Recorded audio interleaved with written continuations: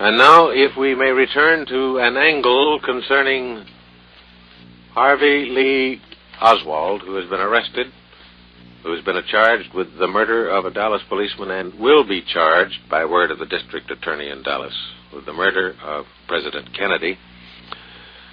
The man has a fascinating record. We've heard a great deal of it about how he was a Marine, went to Russia, wanted to become a citizen in 1957, returned to the United States in 1959. He was an admirer of Fidel Castro and all of that. Now we have an opportunity to shed more light on the background of this man, to round out one phase of his life and to give us an insight into his character. It so happened that NBC's Joseph Michaels, who is a New York reporter with NBC now, was stationed in Russia in 1959. He knows a great deal about this man. As a matter of fact, he has interviewed a man who knows H. Lee Oswald very well. Here is Joseph Michaels in New York. The man I talked to, Carlos Bringuier, a Cuban, knows Oswald much better than he'd like to, as a matter of fact, Morgan. We can talk about Russia a bit later if you like. Right now, I'm interested in Oswald, the double agent. Carlos Bringuier lives in New Orleans. I think the best thing to do is just to run the conversation as we held it a few moments ago.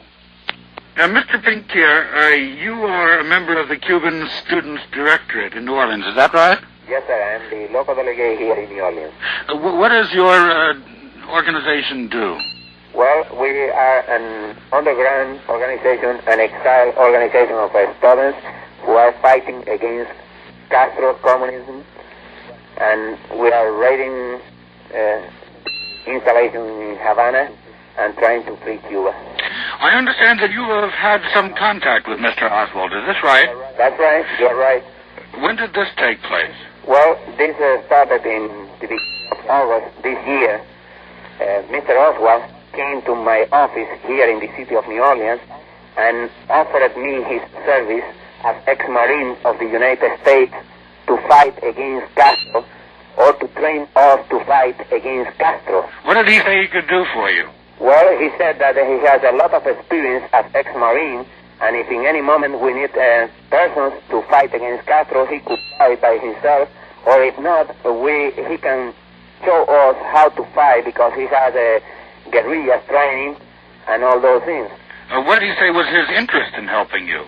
Because he think that communism was a bad thing, and he was like to see Cuba free from Castro. Did he say any nasty things about Castro? Yeah, he told bad things about Castro. And what did he ask you for anything? Well, no, he didn't ask me for anything. He gave to me a book, a guidebook for Marines, with his name in the top of the first page, telling to me that that book could help us to be trained to fight against Castro. He was interested in the Cuban Student Directorate organization, but as a revolutionary organization, we never talked too much with a person who really we don't know. What do you mean he was interested? How did he show his interest? Well, because he said that that the Cuban Student Directorate was making raids in Cuba and was infiltrating people in Cuba, and he will be glad to work with us. Did you meet him? Did you ever see him again? Yes, sir. About 3 days later, one Cuban came to my office and told me that there was a person distributing propaganda in the 700 block of Canal Street, which is the main street here in New Orleans. We went over there. That was the August 9th, 1963. And we went over there, and I was shocked when I found that the same guy who was distributing the pro-communist propaganda in Canal Street was Lee H. Oswald. You couldn't have been mistaken? Pardon? I said you couldn't have been mistaken about this? No, I wasn't no mistake. And when he saw me, he smiled and tried to salute me. But I was really shocked and really angry because he had a sign telling Viva Fidel, hand off Cuba, and distributing some papers from the Fair Play for Cuba committee. because he was something that I knew later, that he was at that moment the chairman airplane for Cuba Committee here in New Orleans. At the same time that he was trying to infiltrate your organization? Pardon? The same guy, exactly, the same person. And at the same time? At the same time, that's right. What happened after that? Well, we had trouble over there because we broke his propaganda, and we threw it away. In one moment, I was trying to hit him, but he crossed his arms down and told me, okay, Carlos, if you want to hit me, hit me. I thought in that moment that if I would hit him, he will appear as a victim, and that he was trying that I hit him. That in that case, I didn't hit him, and the police came and brought all of us to the prison here in the city, in the first district here in the city, and we paid a bond of $25 each one. Did you ever see him again? Well, yes. 3 days later, we appeared in the second municipal court here in New Orleans, and in the trial, the judge dismissed the charges against us and fined him in $10 for disturbing the peace. He paid the fine and went free. And was that the end of your connection with him? No, sir.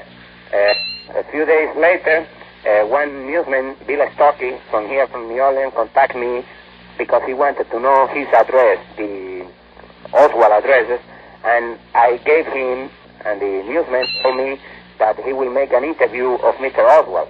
I disagree with the newsman, and I told him that I prefer to have a debate, because having a debate, we can show both parts of history.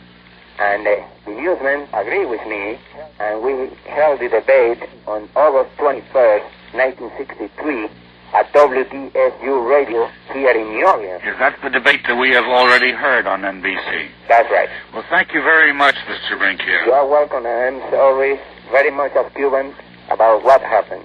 God bless you. Thank you.